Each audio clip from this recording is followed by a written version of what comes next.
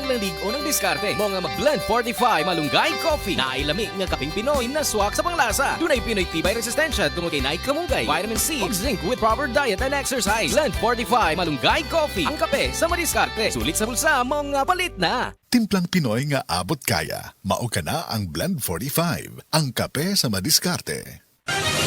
Mga kapanyawan, paminawa ang pagmatuod sa kayuhan sa mga produkto sa SED Marketing. Si Leonora Santos, taas og sugar level. Miinom sa SED Panyawan Coffee Mix. Ang sugar ko minsan 200 something sa umaga. Nagre-range siya ganyan. Pero nito pong nagpapanyawan coffee na ako, ang baba po 134. Minemaintain ko po yung panyawan coffee. Hindi na po tumataas ng ganong kataas. Ako po yung si Mrs. Leonora Santos sa Pasig, Metro Manila. Basta tatak SED Marketing, tatak kining magaling.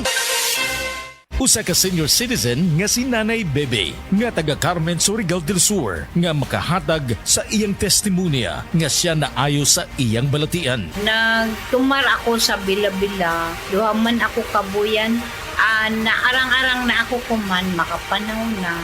Tapos ako kamot, naingas-hingas. Na ako kuan, hapyas, Bila-Bila. Kumanak, makalakaw naman ko. Sa na si Kitay na Na-stroke. stroke ka.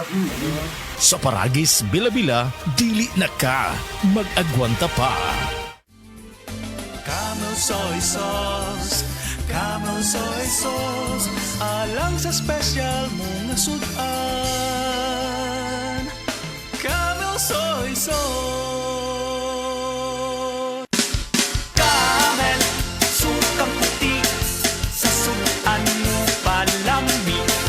Camel, sukang puti, anita na ang sikreto, ang sikreto.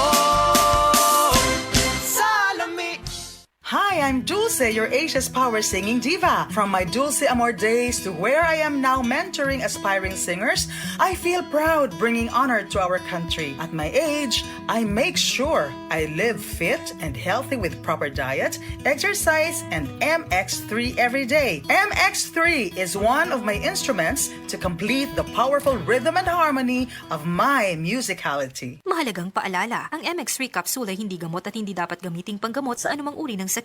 MX3, tunay, natural at original.